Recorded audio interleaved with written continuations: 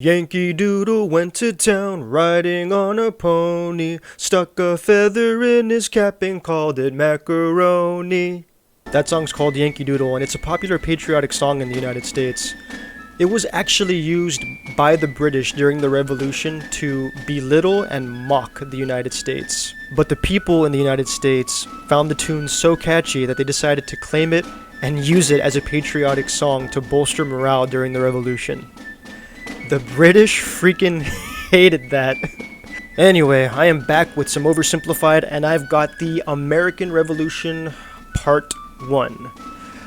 I'm actually pretty excited to see this one. Oh man. So let's jump right in. Holy smokes! Christopher Columbus, that is no way to address the King and Queen of Spain. What is wrong with you? Okay, so you know how we're looking for a new trade route to India, right? Right. And the Earth is round, right? Right. So I'm thinking we can just sail the other way around the planet, right? Yeah. So I set sail, right? Mm-hmm. And I reach India, right? Right. Wrong. I did not reach India. I did not. All right, get to the point. Did you know there's a whole nother freaking continent out there? Okay, and do you think I should care about this? Why? Oh, I'm sorry. Did I forget to mention there's gold everywhere? Gold? Columbus landed in Central America. Okay. So that's actually up for debate. A lot of historians say that Christopher Columbus thought that he still landed in Asia right up until he died. In some of his writings, he mentioned that he was sure that he landed in certain parts of Asia, but then in other ones, he described the land that he was on at the time as like an unknown land or landmass or continent or something like that. So it's debatable as to whether he thought that he actually landed in new land or if he thought he landed in Asia. My guess is that he really wanted to believe that he did land in Asia, because if that were the case, then he would have been right and he would have been successful in finding another route to India. So that's what I think. In October 1492, and he had the time of his life. And by that I mean he went on a huge theft and murder spree. He stole gold, jewelry, people, and a hammock. And then he returned to show off all of his riches, including a few previously undiscovered items, such as tobacco, the pineapple, turkeys, and a hammock. Now I know what you're thinking, but chocolate too, I think. Columbus didn't discover America, the Vikings did. And you'd be partially right. In the 11th century, Leif Erikson was the first European to land in America. But hey, if you love Vikings so much, then why don't you check out today's sponsor? Yeah, there are some historical records that document that the Vikings did land there before. And yeah, the Vikings were very well traveled. The reputation was also very well known, if you know what I mean. Columbus, time of his life, hammock. And suddenly the race was on to explore and conquer the New World. After a couple centuries of warring with the natives and each other, the European powers had claimed quite a lot of land, including this area, which both the English and the French claimed as theirs. One day the French said, "I'm gonna build some forts along here." And the English were like, "Could you not?" And the French said, "Sorry, but no, I could not." And they went ahead and built their forts, which pissed off the English. So they sent an up-and-coming British lieutenant colonel by the name of George Washington. Not for the first time, or last. Of British troops and Native Americans. After a short battle, the French commander said, all right, we surrender. Okay, boys, pack it up. They're surrendering. Oh, sorry, was I not meant to split his head open with a tomahawk? Don't worry. It's not like this will start a 7-year-long major global conflict. And what happened next was a 7-year-long major global conflict, which Great Britain won. At the peace negotiations, Spain gave up Florida, while France gave up all of its territories in North America. But Britain's victory came at a cost, a £60 million cost. They were now broke, in a lot of debt, and had to come up with some way to repay it. So they went to the colonies and said, okay, listen up. So a huge part of the war was spent protecting you from the French, and now we have no money because of it. So you're broke, son. I'm not sure what you're saying here. Okay, so we spent a lot of money protecting you from the French, right? Right. And now we're broke. That certainly is a pickle. Listen to me. We spent all of our money protecting you, so we don't want to and give now you money. we need money. Can you please pay us back some money? No. Oof. Okay, we're just going to go ahead and tax you. In 1764, Britain introduced the Sugar Act, forcing the colonists to import sugar and molasses exclusively from the British and to pay duties on them. Then a year later, they introduced the extremely controversial Stamp Act, and it worked a little something like this. Hello, shopkeep. Hello, Mr. Bungleberry. Here's the deed for your new shack. Stamp. That'll be 3 pence, please. Wait, what was that? It's the new tax. I get a stamp on any paper or documentation I make, and you have to pay for it. Would you like to see this pamphlet that explains bullshit. everything? I mean, yes, please. Oh, okay. God. Stamp. 2 pence, please. This is awful. You know what? Just give me a deck of cards so I can go gamble my pain away. Okay. No. Don't do it. Damn. You totally Obviously, did the it. colonists were like, hey, my dudes, this new tax legislation right here, this is BS. Until now, they had enjoyed relative freedom to rule themselves, and now suddenly Britain was asserting its control. They were especially unhappy because they didn't have any representatives in the parliament that was levying taxes on them. Yes, there's actually a very famous line that came from that, and it was no taxation without representation. So the colonies were pretty upset because, they felt that, hey, we're Englishmen too, or we're British as well. Why can't we get any representatives in the parliament? But Britain thought, you guys are colonies. If we allow you to have representatives in our parliament, then other colonies might want to follow suit, and it'll just be like this domino effect. And as you can guess, that did not bode well with the colonies anyway. So they protested. Orators gave fiery speeches. British goods were boycotted, and anyone loyal to the British found themselves increasingly harassed. The whole thing actually began to take quite a toll on British business, and after just a couple years, the British were forced to repeal the Stamp Act. But we still desperately need money. What should we do? We could try taxing the colonies. Great idea. Wait, didn't we literally just try that and it failed Yeah. miserably? Man, look at me. I look fabulous. Have you ever seen such a handsome boy? No siree, Georgie. No way. You're the handsomest, smartest, most popular king that ever lived. Okay. And everybody likes you. All right then. Doing such a good job.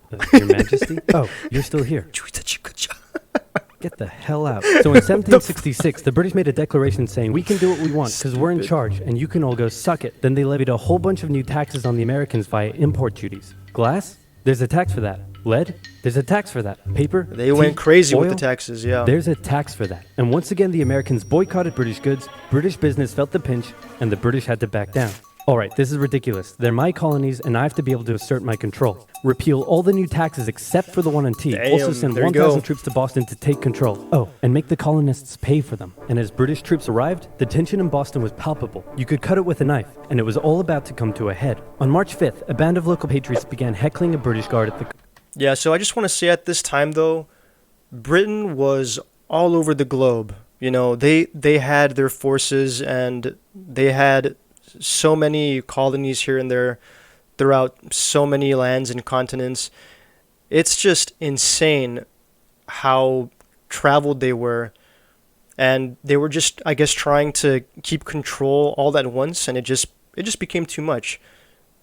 I feel like, in a way, they kind of just bit off more than they could chew, and it came back to bite them.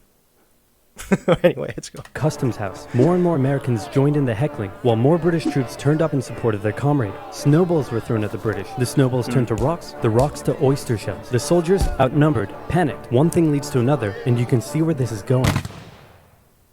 5 civilians were killed. The Patriot press throughout the colonies Boston declared Massacre. the Boston Massacre Yeah. an unwarranted crime committed against the people of Boston by the cruel British, and the anger continued to grow. A British revenue schooner that ran aground Yeah, in Rhode at Island was that burned point- by the locals. When it came to light that the governor of I feel like a Massachusetts fire got started supported that the couldn't get suppression put of the out. It colonists, was too his late. house was burned by the locals. And next, the colonists would set their sights on the remaining tax on tea.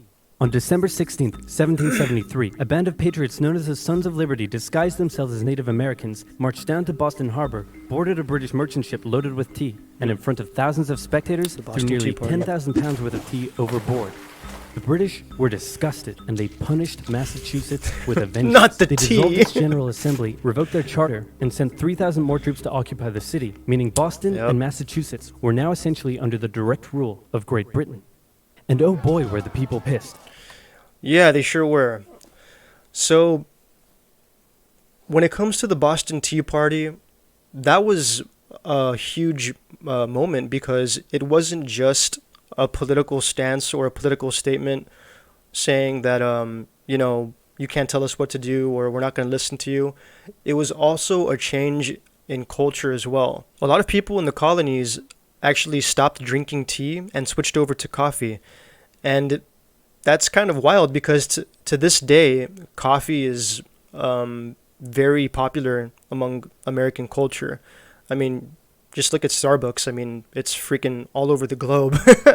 So, yeah, coffee is definitely the hot beverage of choice, I would say, in the United States. I love both, really, coffee and tea. Anyway. The other colonies saw what was happening and worried they might be next, so they called a brain trust to decide what to do. 56 delegates from 12 colonies gathered and met in Philadelphia at the First Continental Congress, and the roll call read like a who's who of America's finest thinkers. I'm talking lawyers extraordinaire Johnny A. and Johnny J, experienced military commander George Washington, businessman and future Assembling alcoholic the beverage team. Samuel Adams, fiery orator Patty H, guy who married a rich lady, Big J. Dickinson. And while they weren't present at the first Congress, soon names like Okay. James Madison, Benjamin Franklin, Thomas Jefferson, and much later Alexander Hamilton were Big also names signed in the US Continental history. Congress. Yeah. The question now, though, was what to do about the British. After much bitter debate and disagreement, they eventually agreed on an amazing solution. They would simply ask the British to stop. Can you stop? No. It didn't work. Okay, then tell the local militias to start arming and be ready at a minute's notice. And across the colonies, Yeah, these it's Minutemen like- stood ready for the beginning of the American Revolutionary War. Now, Gotta be having ready the in a minute, colonies in open hence rebellion Minutemen. is one thing. Once they start arming themselves, that's when it really hits the fan. So British General Thomas Gage ordered 700 troops from Boston out into the rebel-controlled Massachusetts countryside to destroy stores of arms and ammunition held by the rebels in Concord. The British set out in the middle of the night. Patriots including Paul Revere rode ahead to warn that the British were coming, giving the rebels time to prepare. Another famous line. So, we all trying to set Oh. up here for the perfect ambush. It looks like I am here just alone and I'm now going to start advancing. The two sides Okay, met had in to skip Lexington that ad. as the sun began to rise. They faced off against each other, and in the confusion, somebody shot first. The shot heard around the world marked the beginning of the American War of Independence. And that the was rebels it. were outnumbered and had to fall back to Concord as the British split up to search for rebel supplies. However, more and more Patriot rebels kept showing up, and this time it was the British who were outnumbered as more fighting kicked off in Concord. The most professional army in the world was forced to flee back to Boston at the hands of local, poorly trained militiamen. And all along the British route back to Boston, Patriot rebels continued to gather and open fire on the retreating British. Yep.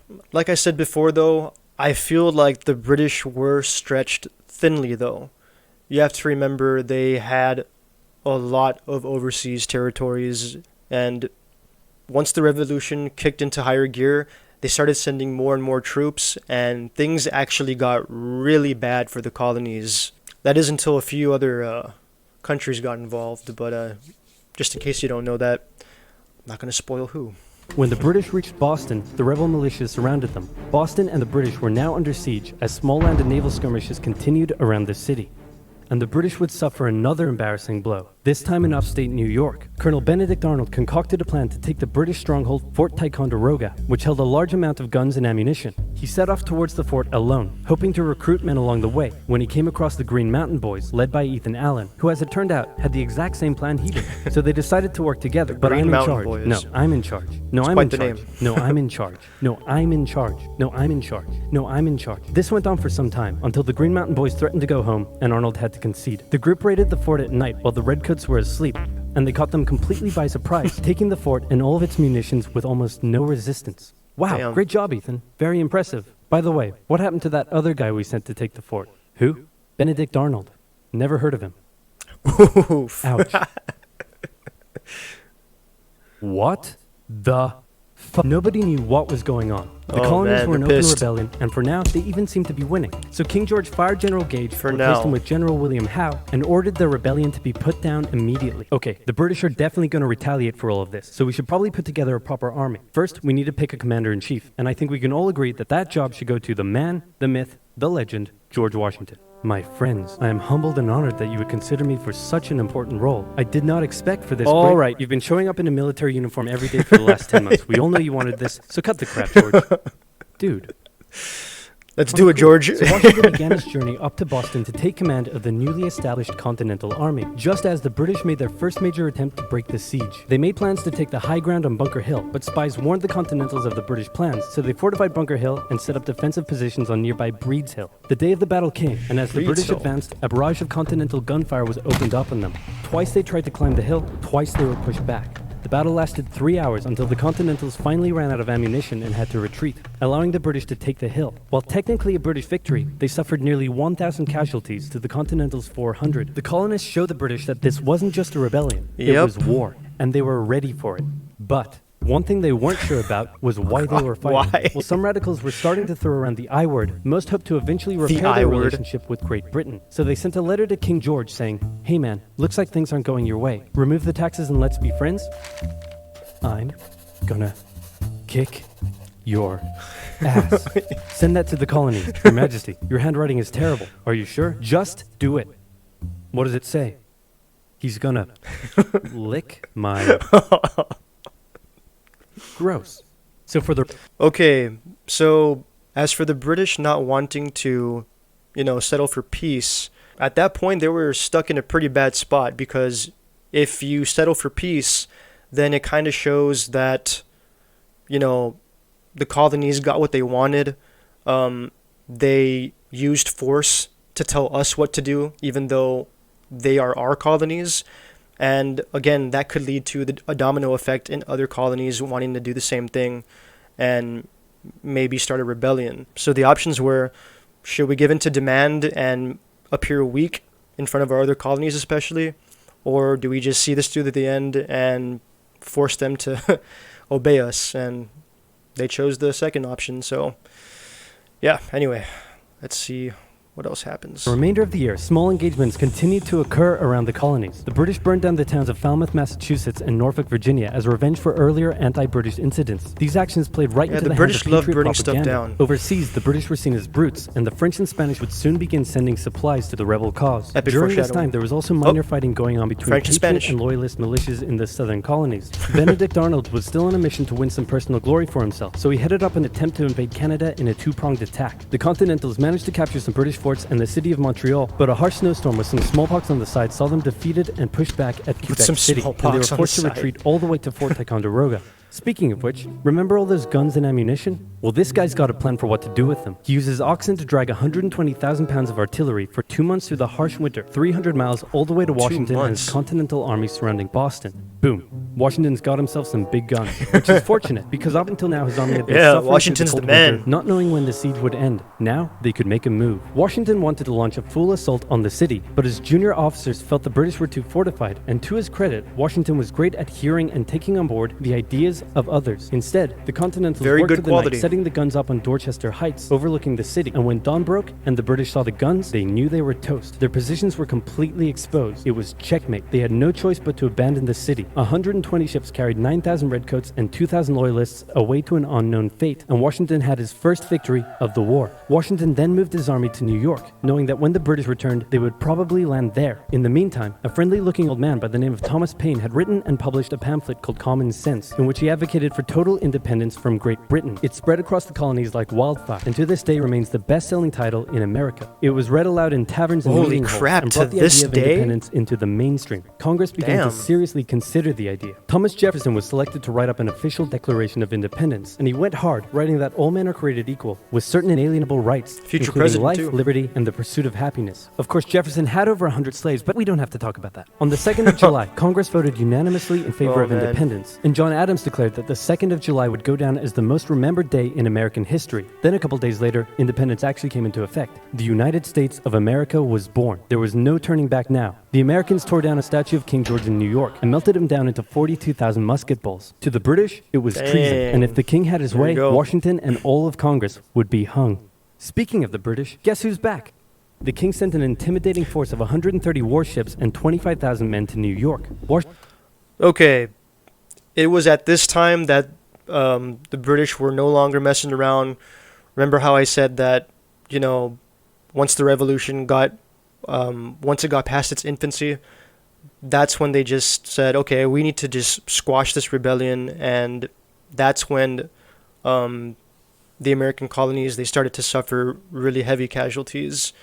So, yeah, it was certainly not an easy victory, that's for sure. Washington knew that taking on the most powerful military in the world wouldn't be easy. Yeah, at the time, the British that was set up camp on Staten really Island strong. as the Americans dug into defensive positions around Brooklyn Heights, waiting for an attack to come. But the British just waited, wearing down their opponent's nerve while building their own strength. At one point, they launched a big scary artillery barrage and then said, if I was you right now, I'd probably sue for peace. But Washington told them to shove it. The Americans kept holding out for what was coming, and when they finally hit, they hit hard. 15,000 British troops approached the American position, and the two sides fired on each other in massive rows. knows. But what the Americans didn't realize was they were only fighting a decoy. The main British force was going around to flank the Americans from behind, and when they arrived, they inflicted heavy casualties. The Americans panicked and retreated back to Brooklyn Heights, where they then found themselves trapped between the British Army and the river. It looked as though the war was already lost, but luckily, instead of attacking, the British decided to dig in for a siege, and then a thick fog set in, allowing Washington's army to escape across the river. Wow, what are the unimpeded. freaking The odds? British continued Damn. to chase and engage the Americans at Manhattan, and the Americans suffered defeat after defeat after defeat.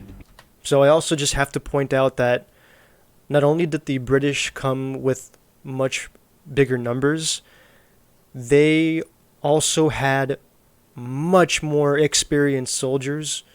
You have to remember that at the time, like what he mentioned earlier, is that this was pretty much the most powerful military in the world, and their forces were stretched all over the globe, and they were very experienced at war, and they had seasoned soldiers and generals. So it was very one-sided at this point. Yeah. Crazy time. It was a disaster. Washington's leadership was called into question, as thousands of American POWs were left to rot as traitors. Washington's army fled through New Jersey all the way down to Pennsylvania. Rarely had an army been so badly beaten, yet survived to fight another day. All right, that was the American Revolution by Oversimplified, the first part.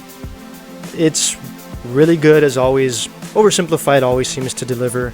In the next episode, he's probably going to touch up on the countries that decided to ally with the United States, and they were a monumental asset during the war. Anyway, as always, thank you so much for joining me, guys. Please don't forget to like, subscribe, and please do all that good stuff below, and I will see you all in part 2.